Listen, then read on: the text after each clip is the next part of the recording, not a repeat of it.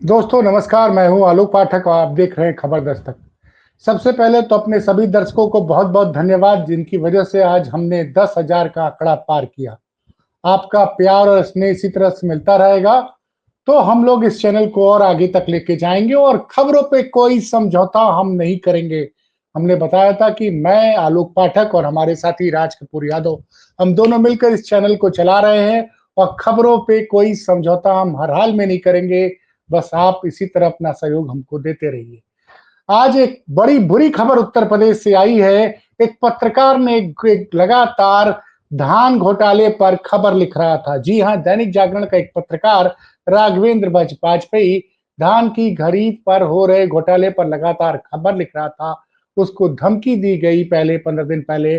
उसने प्रशासन को बता भी दिया, प्रशासन ने उसको सुरक्षा प्रदान नहीं की और आज बड़ी बेरहमी से राघवेंद्र वाजपेयी की हत्या कर दी गई।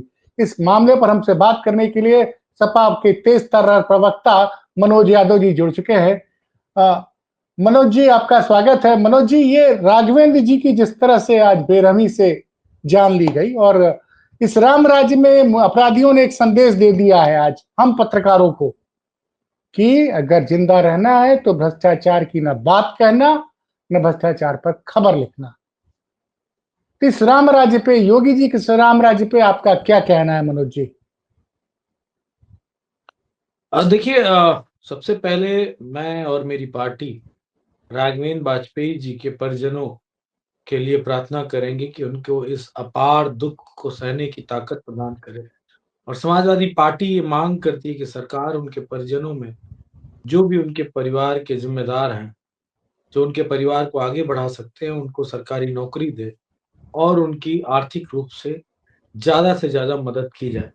वैसे सरकार दिखावा करेगी, दावे से मैं कह रहा हूँ, लेकिन मुझे नहीं लगता है कि सरकार कोई ऐसी कार्रवाई कर पाएगी, क्योंकि इस खबर को लेके कोई अब तक एक नैरेटिव बिल्डअप नहीं किया गया है, जिससे सरकार के ऊपर कोई प्रेशर पड़े।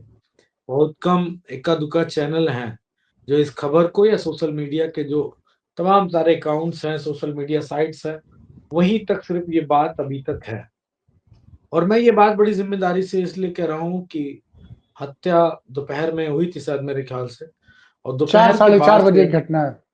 हाँ, वही लगभग सेकंड टाइम में। और उस समय से अब तक मेरे पास एक भी फ़ोन नहीं आया है किसी न्यूज़ चैनल से कि मनोज जी, उत्तर प्रदेश में एक पत्रकार नहीं, की आप क्या हत्या कह कर रहे दी हैं? गई है। आपको तो हर आदमी हर रोज चाहता है कि आप उस चैनल में की डिबेट में बैठे, क्योंकि जब आप बैठते हैं उस चैनल की टीआरपी आती है।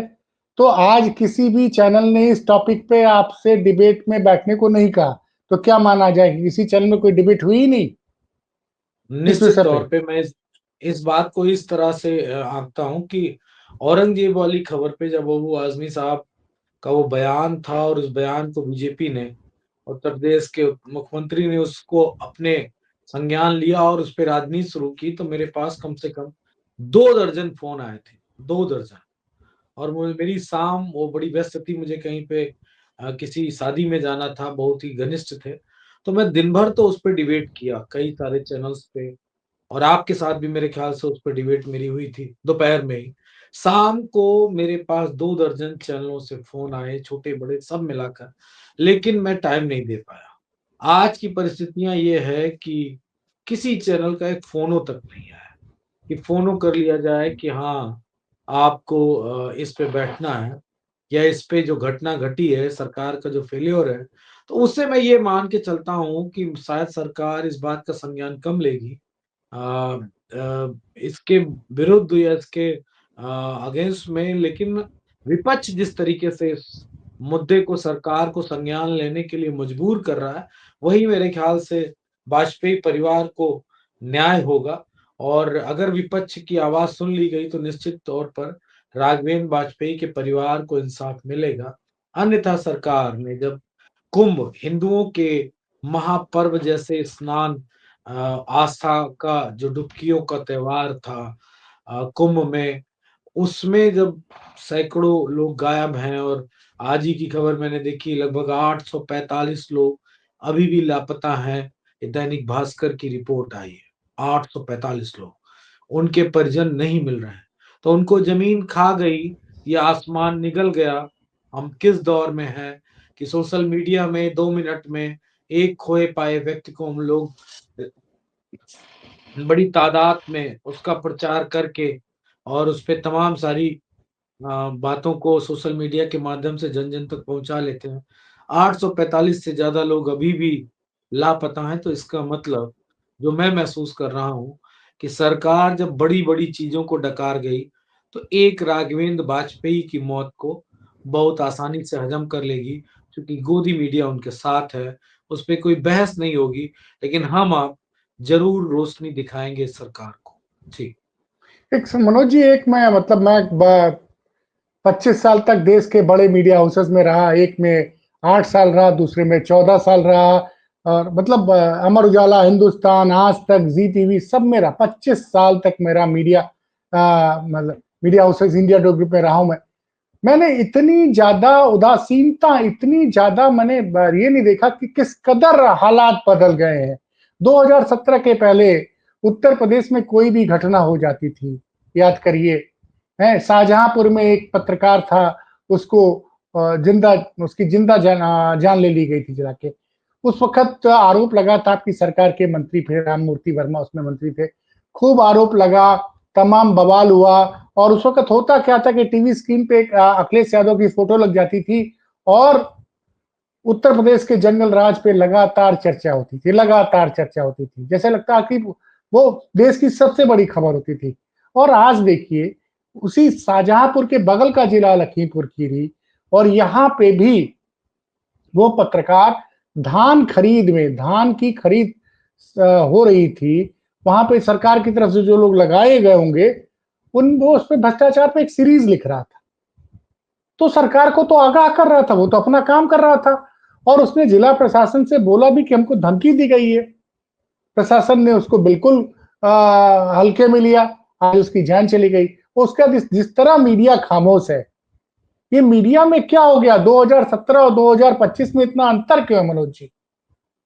देखिए, आपने जो एक शब्द का इस्तेमाल किया कि मीडिया उदासीन है, मैं इस बात को सिरे से नकारता हूँ। मीडिया उदासीन नहीं है, मीडिया एक वर्ग के लिए उदासीन है। मीडिया सरकार के लिए लगातार जिस तरह से सरकार कह रही है, कथक करो तो कथक कर रहा है, सूर्य नमस्कार करो तो सूर्य नमस्कार कर रहा है मीडिया और अगर कह रही कि पग घुंघरू बाँध, तुम हमारे लिए नाचो, तो वो नाच भी रही है मीडिया। मीडिया सरकार की वाहवाही करने में कदाचित 1 सेकंड भी विलंब नहीं कर रहा है, 1 सेकंड की भी आलस्य नहीं बरत रहा है। सरकार सिर्फ़ मीडिया उदासीन सिर्फ़ सरकार के खिलाफ कुछ काम करने में है, कि सरकार की खिलाफत ना हो सके, सरकार के साथ कोई ऐसी बात ना हो जाए कि जनता के मन में कोई ऐसा नैरेटिव सेट हो जाए जिससे सरकार बनने में और सरकार चलाने में सरकार को तकलीफ हो। तो सरकार उदासीन नहीं, सरकार बहुत तेज है। सरकार के लोग अन्य लोगों ने मीडिया को बाज की तरह बैठा रखा है, यानी झपट्टा मारते हैं वो। हाँ, सरकार और मीडिया इंसाफ और इंसानियत के लिए काम नहीं कर रहे हैं। सरकार और मीडिया दोनों मिलकर सरकार के महिमा मंडन के लिए काम कर रहे हैं। तो निश्चित तौर पे 2017 में आजाद मीडिया था, उसको आजादी थी। नो डाउट विज्ञापन सभी सरकारें देती हैं, कोई कम कोई ज़्यादा। लेकिन हमारी कलम पे कोई पहरेदारी नहीं थी, इस बात को आलोक जी, समाजवादी पार्टी बाईमानदारी आपके चैनल के माध्यम से उत्तर प्रदेश की महान और देश की महान जनता के सामने इस पक्ष को रख रही है कि हम कदाचित उनकी आजादी को नहीं छीन रहे थे। अगर छीन रहे होते, तो बदायूं में जो ऑनर किलिंग था, उस ऑनर किलिंग को ये बताया गया कि साहब, ये तो हत्या और रेप का मामला है। लेकिन चूँकि बात को जाँच हुई, उसको मौजूदा बीजेपी की सरकार, मुझे याद है, उसको संयुक्त राष्ट्र संघ तक ले जाती है और उस बदायूं की 2 बेटी की मारकर जो टाँग दी गई थी उनकी लाशें, उनके ही परिवार परिजनों के द्वारा, उस तरह की उत्तर प्रदेश में अब तक 8 साल में मुझे ऐसा महसूस होता है, कई दर्जन घटनाएँ घट चुकी हैं। लेकिन संयुक्त राष्ट्र संघ को तो छोड़ो, उत्तर प्रदेश के मीडिया के पटल पे ही ऐसी खबरों को जमीदोज़ कर दिया जाता है। विपक्ष कहाँ तक जाएगा, ये बात तो आपको पता ही है। विपक्ष की ताकत क्या है, ये भी आपको पता है। लेकिन मैं इस बात से सहमत हूं कि मौजूदा सत्ता ने मीडिया को मारा, न्यायपालिका को मारा, कार्यपालिका को मारा और देश की सारी संस्थाओं को, जिनसे सरकारें डरती हैं, उन सबको खत्म किया है। मैं इस सरकार को एक आईना दिखाना चाहूंगा, और ये उत्तर प्रदेश के दर्शक समझ लें आपके, कि जिस तरीके से विश्व गुरु का डंका बज रहा था और नरेंद्र मोदी ने एक शब्द कहा था, मैं देश नहीं रुकने दूंगा, मैं देश नहीं झुकने दूंगा।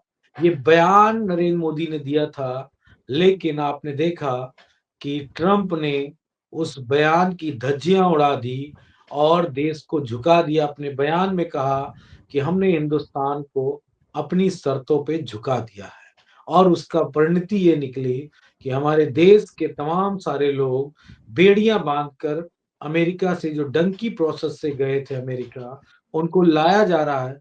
बगल में पिद्दी सा देश नेपाल है, वहां के भी जो लोग डंकी प्रोसेस से गए थे, उनको ससम्मान बाई एयर अपना सामान के साथ उनको बाइज्जत भेजा जा रहा है।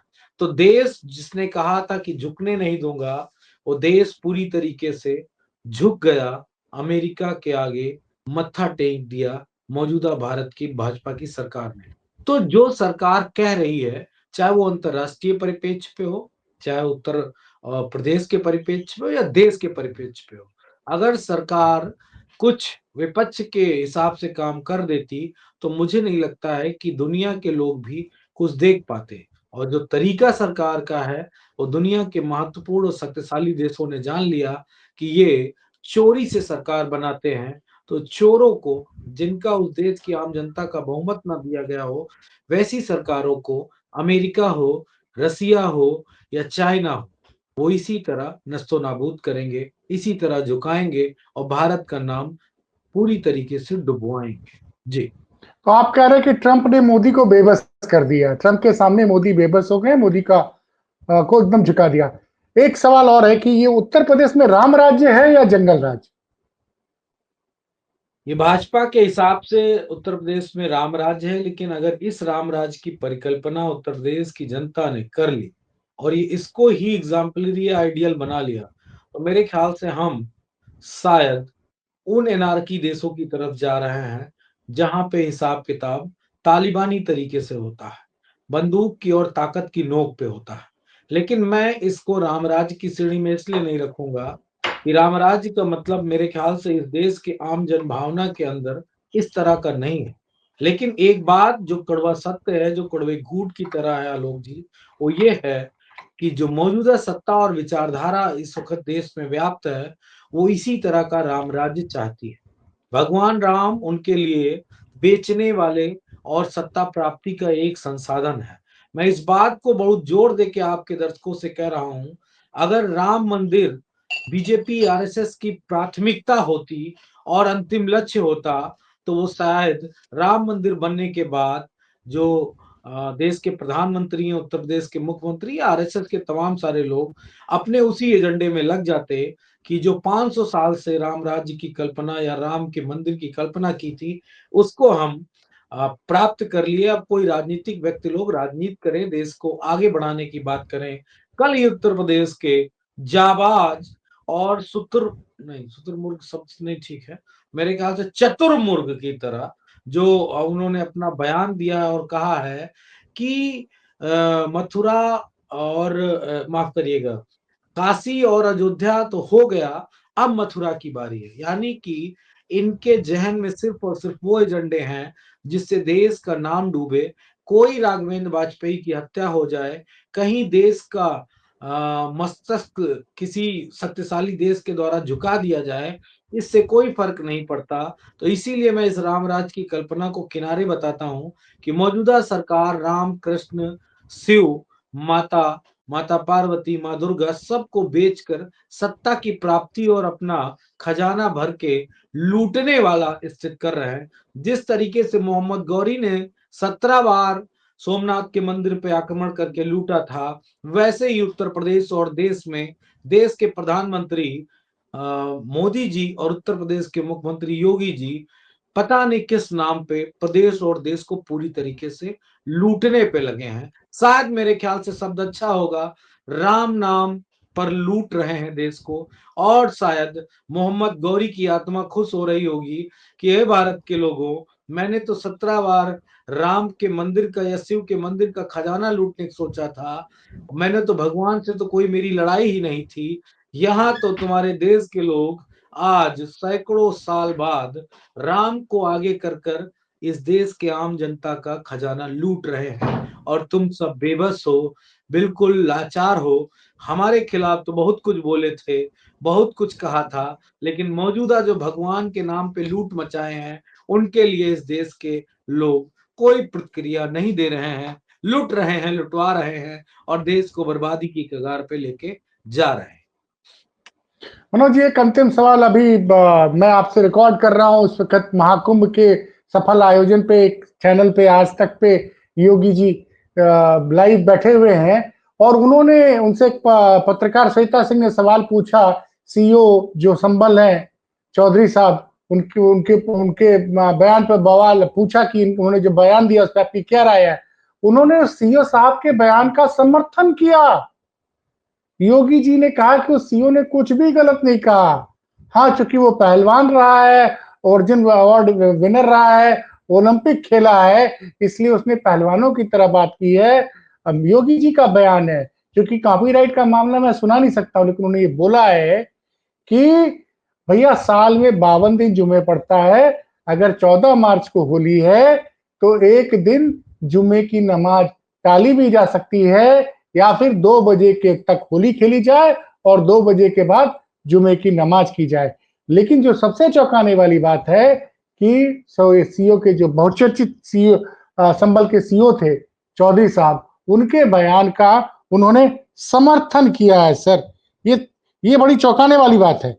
मैं कोशिश कर रहा हूं कि मैं आपको उनका मैं सुन चुका हूं, बयान मैं सुन चुका हूं, मैं सुन नहीं चुका नहीं हूं। तो 2027 के चुनावों में क्या मैं एक बार दर्शकों को चाहता हूं कि सुने दर्शक कि क्या बोला उन्होंने, तो फिर वही मथुरा और काशी की बात कह रहे हैं, लगातार वो कह रहे हैं। तो ये जो बातें हैं साहब,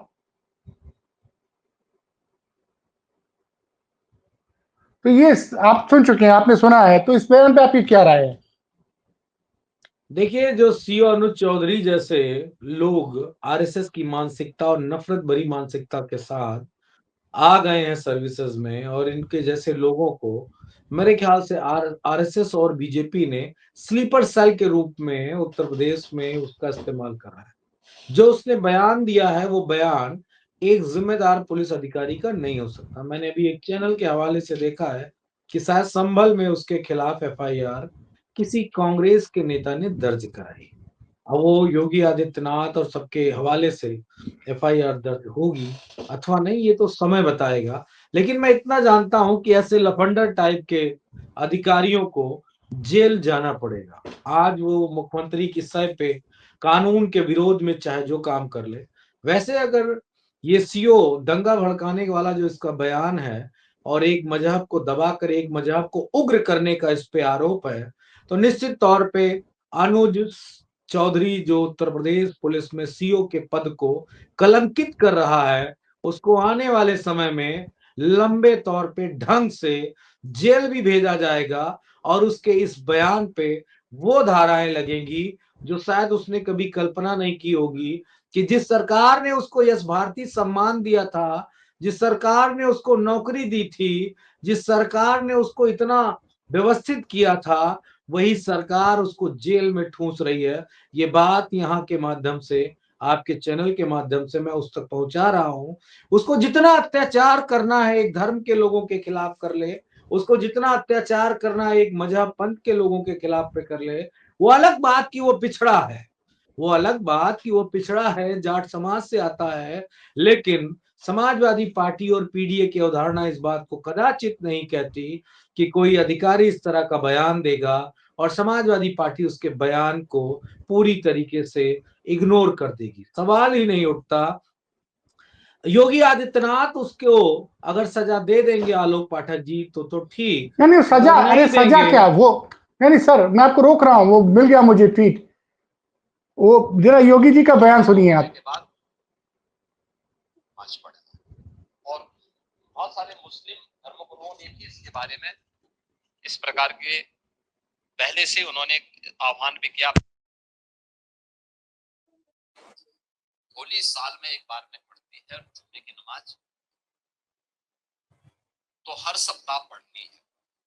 स्थगित भी हो सकती, कोई बाध्यकारी तो है नहीं। सुन रहे हैं, कह रहे जुम्मे की नमाज स्थगित हो सकती है, लेकिन अगर कोई व्यक्ति पढ़ना ही चाहता है तो अपने घर में पढ़ सकता है। आवश्यक नहीं कि वह व्यक्ति मस्जिद में ही जाए। या तो जाना है तो फिर रंग से परहेज न करें। अगर रंग से इन्हें ना सुनाइए, हम इनको समझते हैं, इनकी भावना को समझते हैं आलोक, छोड़िए इनको। नहीं बड़ी बात इनकी है बात कि सुन के उनको शिकायत सर इनके खिलाफ सरकार कोई कार्रवाई नहीं करेगी। मुख्यमंत्री उनके बयान का डिफेंड कर रहे हैं, क्यों? तो पहलवान है। अरे मैं आपको एक एंगल देता हूं, उस एंगल से इस पूरी पॉलिटिक्स को समझिए। इसके बड़े दूरगामी परिणाम। योगी आदित्यनाथ अब एक मजे हुए नेता बन चुके हैं, इस बात को आप मेरी समझ लीजिए। उनको अगर आप ये समझते हैं कि उनको पॉलिटिकल समझ नहीं है, तो आप मूर्खता कर रहे हैं। दरअसल में जब से मोदी जी ने, आप मेरी बात का ध्यान रखिएगा, मुसलमानों से विरोध तो उनका पुराना है, उसमें दो राय नहीं। लेकिन जब से मोदी जी ने कतर के जो बादशाह आए थे, जो राजा आए थे, उनको जब मोदी जी ने गले लगाया और एक बड़ा आ, आ, व्यापार करना चाहते हैं कतर के राजा के साथ, उनके जो सबसे ताकतवर नेता हैं कतर के, तब से योगी आदित्यनाथ ने लगातार नरेंद्र मोदी के ऊपर हमला वाया मुसलमान करना शुरू किया है। आप इस बात को समझो कि योगी आदित्यनाथ जब इस तरह का बयान देंगे कि एक दिन जुम्मे की नमाज अगर ना पढ़ी जाए तो क्या हो जाएगा, ये खबर पूरी दुनिया में फ्लैश होगी। आप इस बात को बेहतर समझिएगा। जब फ्लैश होगी तो कतर में भी ये खबर होगी। तो जब वो कतर के बड़े उद्योगपति और बड़ा अमाउंट जिनके पास, कतर चूंकि एक बहुत मजबूत आर्थिक रूप से देश है, और भारत में जब वो इन्वेस्ट नहीं करेगा तो उससे अगर फजीयत होगी तो भारत सरकार की होगी। तो योगी आदित्यनाथ कदाचित नहीं चाहते हैं कि अब नरेंद्र मोदी अपनी सरकार को बेहतर तरीके से दिखा सके, बता सके आर्थिक रूप से, चूंकि सरकार के ऊपर हवाला, माफ करिएगा, हवाले से अभी तो एक आप खबर ये आप ही ने आरोप बताई लगा रहे हैं कि ये मतलब अर्जुन, ये चौधरी जी जो बयान दे रहे हैं योगी जी के मतलब इशारे पर बयानबाजी हो रही है। अब उसमें रह क्या गया? जो बात अर्जुन अनुज चौधरी ने कही वही योगी आदित्यनाथ ने कही। कोई अंतर है? सिमिलरिटी है कि नहीं है पूरी? कि 52 दिन जुमा पड़ता है, एक बार होली आती है तो जुमा कैंसिल, यही बात तो उसने भी कही ना, वही बात योगी आदित्यनाथ ने कही। तो उसका इस्तेमाल अनुज चौधरी का योगी आदित्यनाथ जी कर रहे हैं। जब मैं महत्वपूर्ण बात कह रहा हूं, जब ये जुम्मे की नमाज को लेके जब कंट्रोवर्शियल चीजें होंगी तो अंतरराष्ट्रीय और खासकर जो खाड़ी देश हैं, जो मुस्लिम देश हैं, वहां पे ये खबरें सोशल मीडिया के माध्यम से बहुत तेजी से फ्लैश करेंगी, जिससे नरेंद्र मोदी का जो रुतबा, जो व्यवस्था अमेरिका के सामने नतमस्तक हुई है, वो अब खाड़ी देशों के भी सामने खत्म करना चाहते हैं। वो चाहते हैं कि नरेंद्र मोदी जो उनको हटाने का प्रयास कर रहे हैं, योगी आदित्यनाथ इस तरह की जो प्रैक्टिसेस हैं, जो उनकी साजिशें हैं, जो कुचक्र हैं, जो मोदी के खिलाफ कर रहे हैं, वो निश्चित तौर पे पूरी दुनिया में बदनामी का कारण और सबब बनेंगी। मैं ये बात इसलिए बड़ी जिम्मेदारी से कह रहा हूं कि मोहन भागवत जी ने भी बड़ी जिम्मेदारी से कहा है कि हर मंदिर के अंदर मस्जिद, हर मस्जिद के अंदर मंदिर मत ढूंढिए। आप कल्पना करो, ना गुजरात में कोई ढूंढ रहा है, ना कोई मध्य प्रदेश में ढूंढ रहा है, ना कोई राजस्थान और छत्तीसगढ़ में ढूंढ रहा है, ना कोई दूसरे प्रदेशों में ढूंढ रहा है। सिर्फ उत्तर प्रदेश के मुख्यमंत्री योगी आदित्यनाथ मस्जिदों में मंदिर ढूंढ रहे हैं। अगर मस्जिदों में मंदिर बने होंगे या मंदिरों को तोड़कर मस्जिद बनाई गई होंगी तो पूरे भारत में बनाई गई होंगी, सिर्फ उत्तर प्रदेश में नहीं। तो इसका मतलब योगी आदित्यनाथ मौजूदा सरकार को एम्बेरस फील कराना चाहते हैं, और भारत का मस्तक जो स्वाभिमान और सम्मान के साथ पूरी दुनिया में सर उठाए तिरंगा लिए खड़ा है, उसको योगी आदित्यनाथ और मोदी की लड़ाई में झुकाया जा रहा है। ये मेरा बिंदु आपको बिल्कुल अलग सा इसलिए लगेगा, मैं एक राष्ट्र भक्त व्यक्ति हूं, मेरा सांस्कृतिक राष्ट्रवाद से कोई लेना देना नहीं है। नहीं क्योंकि सांस्कृतिक राष्ट्रवाद वो होता है जिससे हमारा लाभ होता है,